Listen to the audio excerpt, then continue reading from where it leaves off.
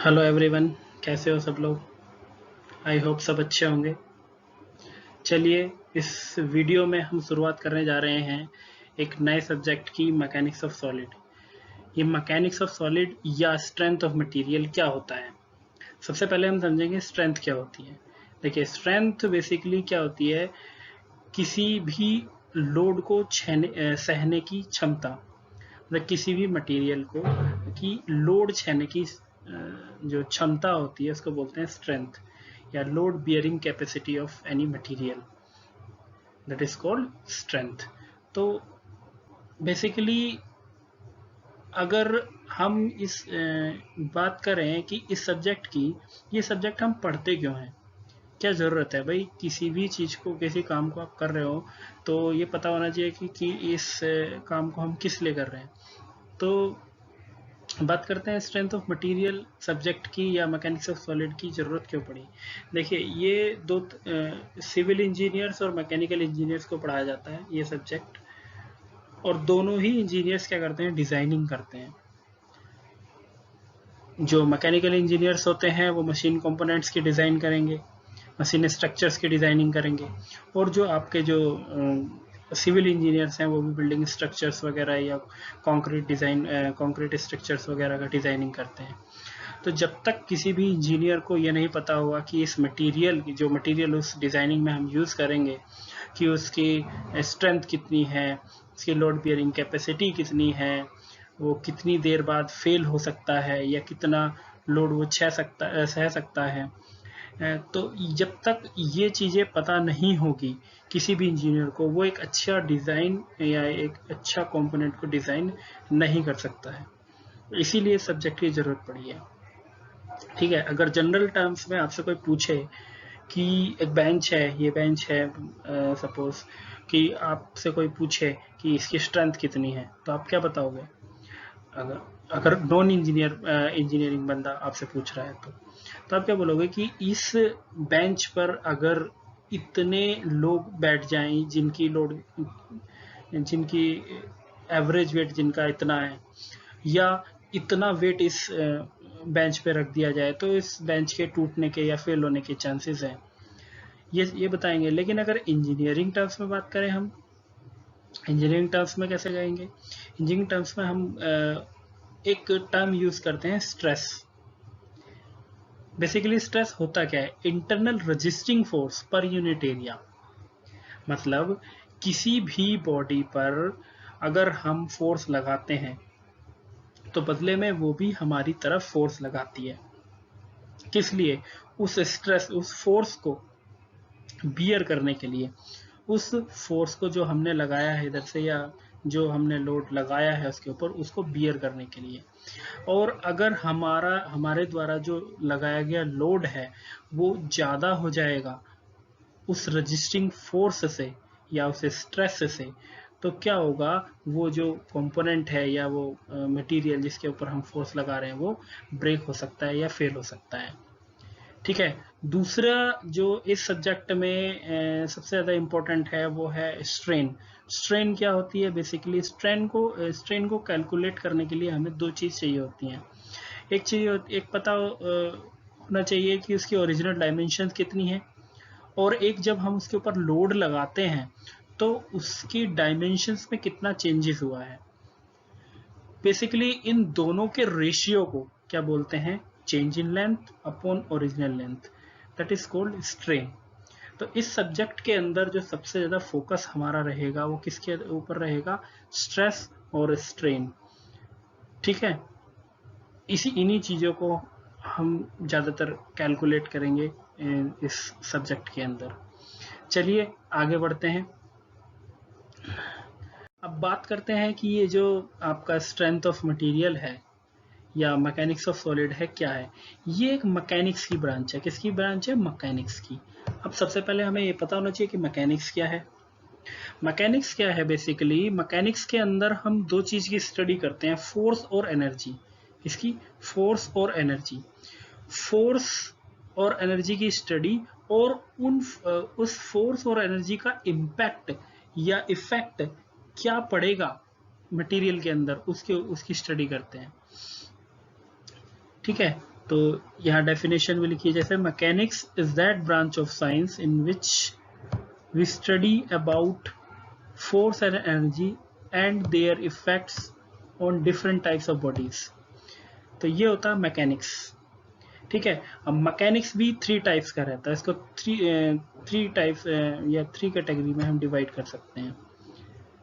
कौन कौन सा है? पहला है इंजीनियरिंग मैकेनिक्स, दूसरा आपका मैकेनिक्स ऑफ सॉलिड या स्ट्रेंथ ऑफ मटेरियल, या मैकेनिक्स ऑफ मटेरियल भी कह सकते हैं हम इसको, MOM, या आपका फ्लूइड मैकेनिक्स। इन 3 टाइप्स में हम इसको मैकेनिक्स को डिवाइड कर सकते हैं। चलिए अब बात करते हैं इंजीनियरिंग मैकेनिक्स क्या होता है। ये लास्ट सेमेस्टर में आपने पढ़ा भी होगा सब्जेक्ट, इंजीनियरिंग मैकेनिक्स क्या होता है। आई थिंक सेकेंड सेमेस्टर में है ये। इंजीनियरिंग मैकेनिक्स क्या होता है? इंजीनियरिंग मैकेनिक्स के अंदर, भाई मैकेनिक्स की ब्रांच है तो फोर्स और एनर्जी की स्टडी तो हम करेंगे ही करेंगे इसके अंदर, लेकिन उस फोर्स और एनर्जी का इम्पैक्ट किस तरह की बॉडी के ऊपर करते हैं? रिजिड बॉडी के ऊपर। किसके ऊपर? रिजिड बॉडी के ऊपर। In engineering mechanics we study about force and energy their effects on rigid bodies. ठीक है, रिजिड बॉडी के ऊपर उस फोर्स और एनर्जी के इम्पैक्ट की स्टडी करते हैं। अब बात करते हैं रिजिड बॉडी क्या होती है। रिजिड बॉडी एक ऐसी बॉडी है जिसके ऊपर हम कितना भी फोर्स लगाएं उसकी डायमेंशंस में कोई चेंजेस नहीं आते। क्या? अगर हम किसी रिजिड बॉडी के ऊपर फोर्स लगाते हैं तो उसकी डायमेंशंस में कोई चेंजेस नहीं आते। आपकी जानकारी के लिए बता दूं, एनवायरनमेंट में ऐसी कोई भी बॉडी नहीं है जो रिजिड हो, क्योंकि सारी जो बॉडीज हैं वो कौन सी हैं? आपकी रियल बॉडीज हैं या डिफॉर्मेबल बॉडीज हैं। अब बात करते हैं कि भाई जब ऐसी कोई बॉडी है ही नहीं, फिर ऐसी बॉडी के ऊपर हम पूरा सब्जेक्ट बनाया गया है, उसके ऊपर स्टडी करते हैं। क्यों? क्योंकि इस सब्जेक्ट के अंदर इंजीनियरिंग मैकेनिक्स में हम क्या करते हैं? स्टडी करते हैं फोर्सेस के इम्पैक्ट की। क्या इम्पैक्ट कर सकता है वो फोर्स, जैसे एक्सीलरेशन क्या इम्पैक्ट कर सकता है, वेलोसिटी क्या इम्पैक्ट कर सकती है, इन सब चीज़ों की स्टडी करते हैं इंजीनियरिंग मैकेनिक्स के अंदर। ठीक है, चलिए अब रिजिड बॉडी की अगर हम डेफिनेशन लिखना चाहें तो कैसे लिखेंगे? If a force is applied on a body and the dimensions of the body remains unchanged, body is known as rigid body. मतलब वही हुआ जब हम उसके ऊपर फोर्स लगाएंगे और उसके डायमेंशंस में कोई चेंजेस नहीं आएंगे, that is called rigid body.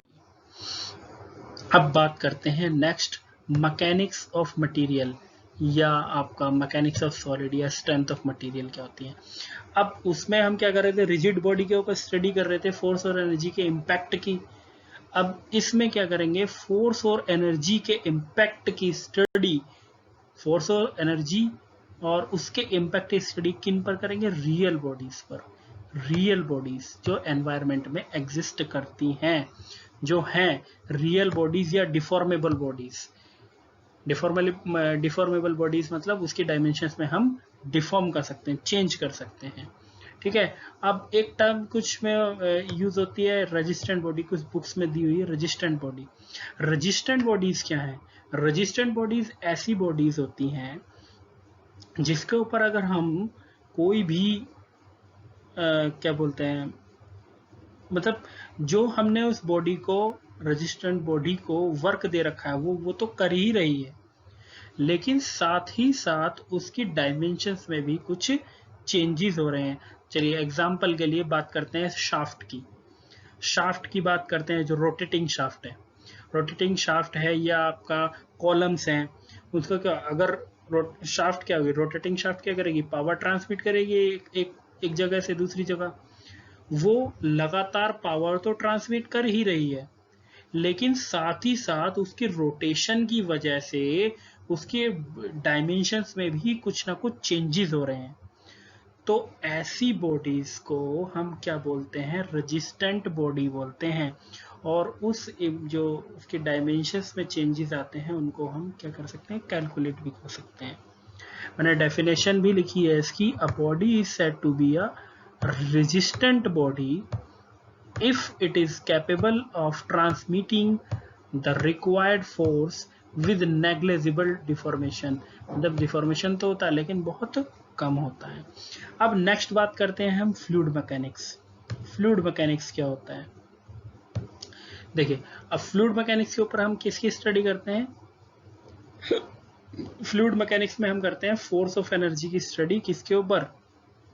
Force और एनर्जी की स्टडी, और उस फोर्स और एनर्जी का इम्पैक्ट किसके ऊपर? फ्लूइड्स के ऊपर। मतलब वो फोर्स और एनर्जी का इम्पैक्ट फ्लूइड के ऊपर क्या पड़ेगा जब हम उसके ऊपर, फ्लूइड के ऊपर फोर्स लगाएंगे तो क्या इम्पैक्ट पड़ेगा। तो अब इसमें एक चीज होती है कि ये इसके अंदर जो है कंटिन्यूअस डिफॉर्मेशन होता है, कंटिन्यूअसली डिफॉर्मेशन होता है। कैसे? कि मतलब अगर एक बार हम किसी फ्लूइड के ऊपर फोर्स लगा दें तो क्या हो जाएगा, वो फ्लूइड जो है अपनी ओरिजिनल पोजीशन में कभी नहीं आ सकता, या आ सकता है? कोई फ्लूइड है, अगर हम उसके ऊपर फोर्स लगाएंगे तो वहां से वो डिफॉर्म हो जाएगा अपनी जगह से, और वो अपने ओरिजिनल जगह पर कभी वापस नहीं आएगा। यही होता है फ्लूइड के केस में। तो ये है आपका फ्लूइड मैकेनिक्स। तो हम किसकी बात करेंगे यहाँ पे? ये मैकेनिक्स ऑफ मटेरियल की या मैकेनिक्स ऑफ सॉलिड की। लेकिन एक और चीज इसमें, जितनी भी हम स्टडी करेंगे ये कौन किस तरह की बॉडी होंगी? इलास्टिक बॉडी होंगी। इसके अंदर एक चीज और टर्म जो हमें याद रखनी है, इलास्टिक बॉडीज। अब इलास्टिक बॉडीज क्या होती हैं? इलास्टिक बॉडीज ऐसी होती हैं जब हम किसी बॉडी के ऊपर फोर्स लगाते हैं और उसके डायमेंशंस में चेंजेस हो जाते हैं, लेकिन जैसे ही हम लोड हटाते हैं तो वो जो बॉडी है वो अपनी ओरिजिनल पोजीशन में आ जाती है। और उन बॉडीज को क्या कहते हैं? इलास्टिक बॉडीज कहते हैं। या और जिस डायमेंशन तक हम उसे डिफॉर्म कर सकते हैं उसको, उस मटेरियल की क्या कहते हैं? इलास्टिसिटी कहते हैं। ठीक है, सॉरी, इलास्टिक लिमिट कहते हैं। ठीक है, और उसके ऊपर अगर हम उसे डिफॉर्म करना चाहें तो क्या हो जाएगा? रप्चर हो जाएगा, ब्रेक हो जाएगी वो बॉडी, ब्रेक भी हो सकती है या खराब हो जाएगी। तो ये इन तीन चीज़ों के बारे में हम ज़्यादा, एक तो सबसे पहले चार चीज़ों के बारे में हम इसमें पढ़ेंगे सब्जेक्ट में सबसे ज़्यादा। एक पढ़ेंगे आपका स्ट्रेस, दूसरा स्ट्रेन, तीसरा एक लोड। भाई जब तक लोड नहीं लगेगा तो क्या होगा? बॉडी डिफॉर्म नहीं होगी। ठीक है, डिफॉर्म नहीं होगी तो स्टडी किस बात की करेंगे हम। फिर एक सबसे जो अहम बात है, इसमें हम इलास्टिक बॉडीज की बात करेंगे। ठीक है, तो आई होप आप लोगों को समझ में आया होगा। Thank you. और अगर वीडियो अच्छा लगे तो इसे शेयर करना, लाइक करना, सब्सक्राइब करना चैनल को, ताकि आगे वीडियोस बनाऊं तो आपको वो नोटिफिकेशन मिलते रहें। ठीक है, चलिए।